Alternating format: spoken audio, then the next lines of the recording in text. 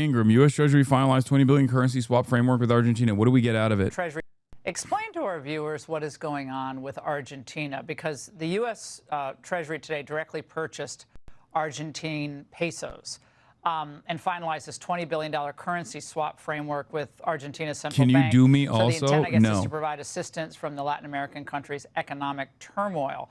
It's clear how Argentina benefits from this deal. We get a lot out of it. Argentina is a beacon in Latin America. President Milei has done the right thing. He is trying to break 100 years of a bad cycle in Argentina. He is also a great ally for the U.S. He'll be coming to the Oval Office next Tuesday, and he is committed to getting China out of Argentina.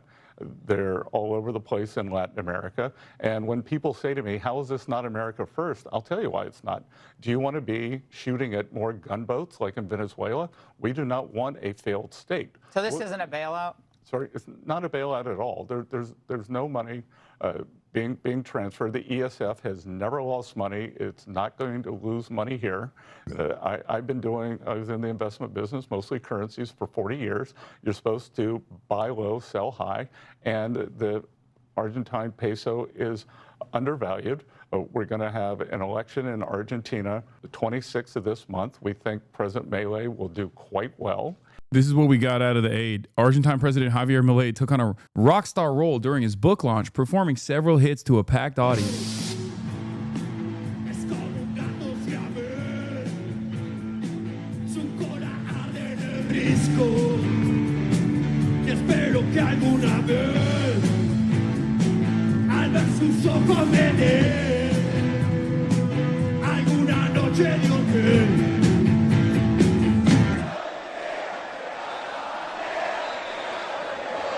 Wow.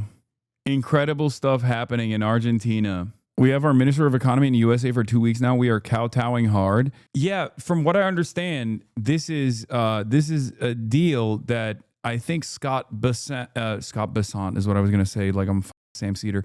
Scott Bessent's bestie straight up was like, hey, you need to bail out Argentina. I hold too much Argentinian debt, and I cannot let a default happen. And Scott was like, you got it, King. I got you. So the Argentine bailout wasn't for Argentina as much as it was for hedge fund friend of Scott Bessent. Rob Citron, a billionaire hedge fund guy who owns Discovery Capital, purchased Argentine debt and equity in numerous companies closely tied to the country's overall economy. He made a bet that the economic policies would revitalize the economy. He was wrong and stood to lose his ass. This was nothing more than crony capitalism at taxpayers' expense. Straight up, bro. Here's the Mother Jones article on it. Bessent's announcement had massive economic benefits for one American, billionaire hedge fund manager Rob Citron, who has placed large bets on the future of the Argentine economy. Citron, the co-founder of Discovery Capital Management, is also a friend and former colleague of Bessent, a fact that has not been previously reported in U.S. media outlets. Citron, by his own account, helped make Bessent very wealthy. Since Javier Milei, a right-wing populist, became president of Argentina in December 2023, Citron has invested heavily in Argentina. Exclusive. Rob Citron says Argentina will lead golden decade for Latin America. Oops. Citron has bought Argentine debt and purchased equity in numerous Argentine companies that are closely tied to the performance of the overall economy. Due to Argentina's massive debt load and chaotic economic history, in 2023, Argentina's inflation rate was over 200%. Citron purchased Argentine bonds with an interest rate of nearly 20%. Citron has declined to detail exactly how much of the $2.8 billion he manages is invested in Argentina. Citron, who is also a minority owner of the Pittsburgh Steelers, is effectively betting on Milei's right-wing economic program, which emphasizes deregulation and sharply reduced government spending. Citron viewed the probability of default as minuscule, even though Argentina has defaulted on his debts many times in the past. In the short term, this appeared to be a savvy investment. After taking office, Milei fired tens of thousands of government workers, cut spending on welfare and research, and achieved fiscal balance. Inflation was reduced to around 40%, which spurred economic growth and foreign investment. Argentina's economy rebound contributed to Discover Capital's 52% return in 2024. Then it all came crashing down. The austerity measures slowed economic growth. Oh my God. How shocking. Who could have foreseen that? And unemployment spiked to nearly 8%. Millions had a harder time making ends meet after Milei reduced or eliminated subsidies for transportation, medicine, and other necessities. Milei's popularity slumped, leading to speculation that his party could be routed in the 2025 midterm elections, which would hamstring Malay's ability to implement his agenda. This created an economic panic with investors dumping the peso and liquidating other Argentine assets. Malay has desperately attempted to keep inflation in check. Last week, Argentina's central bank spent more than $1 billion to shore up the peso, but Argentina was running out of foreign currency. That spelled trouble for Citron. The best end of the Trump administration came to the rescue, floating a $20 billion economic package that helped stabilize the Argentine peso and function as a political lifeline for Malay. But wait, there is more.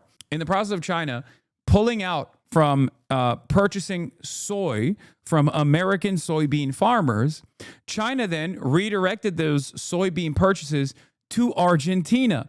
So we're getting double fucked by the Trump administration's actions because it's not America first, it's Donald Trump's butt buddies first and America last. That's it. So just remember that. What is this? I really can't get over them buying pesos low. The swaps are bad, but buying the Argentine peso outright at this moment is like buying an entire city block of houses that are actively on fire. And the fact that they're not disclosing how much they bought is fucking bone chilling. We have a lot of fun on here, and I like to make a lot of jokes, but in all seriousness, take all your money out of the bank right now. They're trying to molest your money. Don't let them. We are giving Argentina money to grow soybean to sell to China, which is the soybean that we used to sell to China until Donald Trump decided to say, F China, and also F the soybean farmers. I'm going to get my money up. I don't even know still to this day why he did this. I do not know why. I still have not heard any sort of reasonable proposition as to why Donald Trump implemented the tariffs regime. I guess it's because we're winning. We're winning so much that you will be saying to me, Mr. President, please, sir, please, we have won too much. Please, sir, no more minute winning. And I will say, we are going to keep winning. Fucking awesome.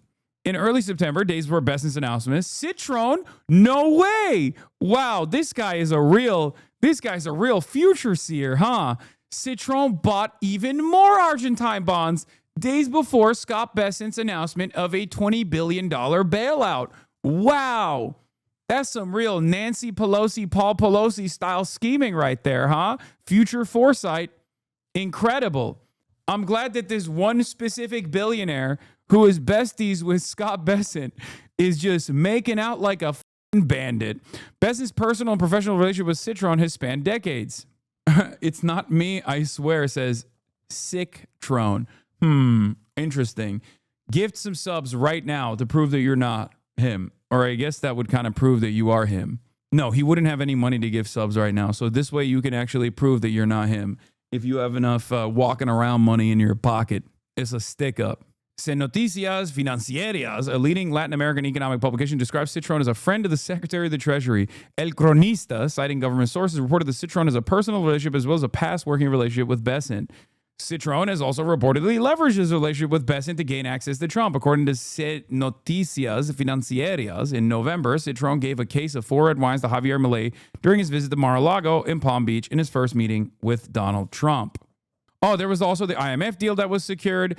Bessent traveled to Argentina to meet with Milei and other top Argentine officials. It was an unusual choice for the Treasury Secretary's first foreign trip. Citron arrived in Argentina at the same time as Bessent, meeting with Milei just before Scott Bessent did. During those meetings, Bessent emphasized U.S. support for Argentina's economic agenda.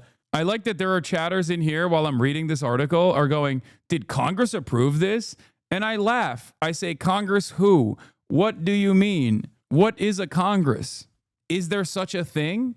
It kind of feels like they don't exist, does it? Especially considering that something that many Americans learn, the ones that actually do go and get like, any kind of education in regular school as opposed to homeschool, what's the first thing that you learn? Congress has the power of the purse. And it turns out Congress doesn't even have the power of the purse. So what kind of power does Congress even have?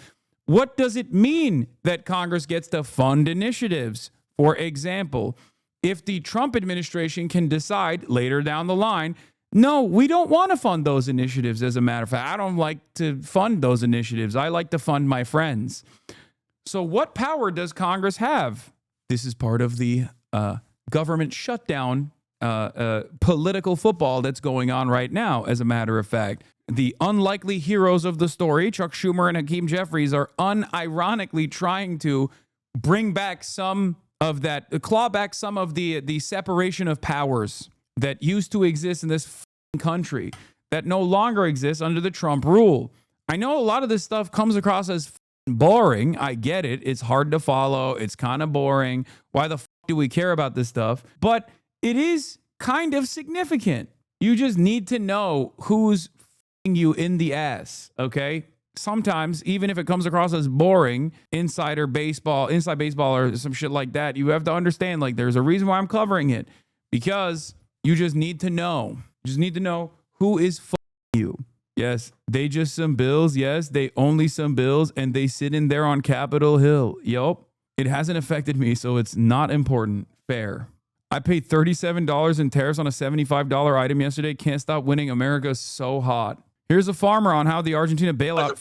We get up one morning and you give Argentina, which is our second biggest competition in the world. You know, half his homies, maybe himself as well, voted for Donald Trump and would do it again, by the way. So I get up one morning, I turn the news on, and you give $20 billion of taxpayer money to my competition. And then the Chinese buy, I think the figure is 30 or 40 containers, ships, which is about 65,000 metric tons per ship, which is like 2.2 million bushels. So they buy 12 or 14 billion dollars. I need you to understand something. I know for a fact that if given the opportunity, these motherfuckers would vote for Trump again.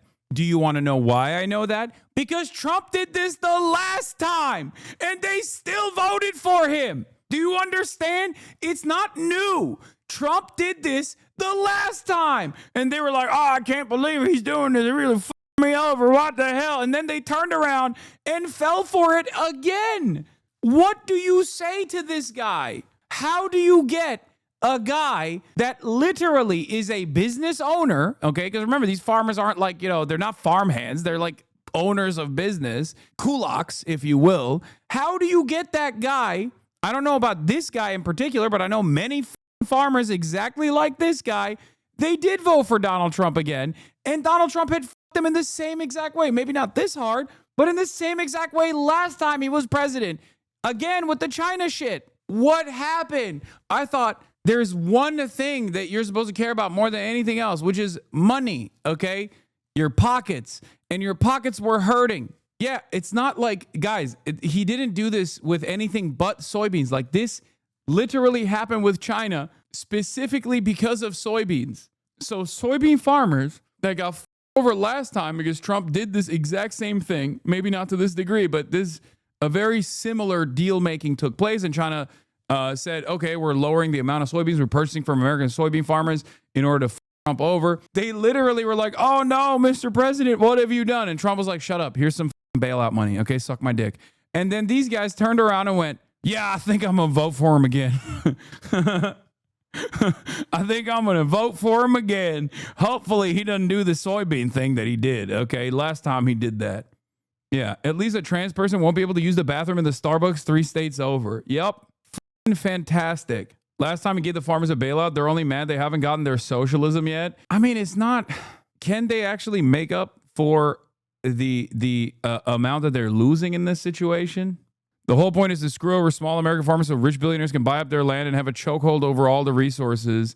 They're just too stupid to realize that they can't. Yeah, I can see that. There's always a bigger capital owner out there. You might be thinking you're sitting pretty on top of your throne, okay? Where you think like, oh no, you don't understand. Like, we got automation, we got Mexicans. Trump won't come after my Mexicans. And then you're like, what the hell? He is coming after my Mexicans. How did this happen? It's like, brother, you voted for it. You were at the rallies. You were saying, get them all out. What do you think all means? What do you think was happening at the rallies where you had the mass deportation signs up? What do you think mass means? What do you think deportations means? You were running around saying, get them all out. And now you got no workers, you got no bitches, you got no soybeans to sell to China, and you're sitting there bitchless. You're sitting there bitchless and you're like, what the hell happened? It's like, well, the same thing that happened last time happened again. Now you got to sell the farm. They believed him when he said he would ban only. Where is that chatter? They believed him when he said he would just be the violent criminals deported. My mom's coworker had his father deported after being in this country for 26 years. First thing my dad asked was, what crimes did he commit? I know. That kind of anecdote is so goddamn common. It blows my mind how stupid some people are, bro. Like, no disrespect to your dad, but kind of like crazy how he genuinely thought that. Like, we are a lot dumber as a country than even I suspected initially.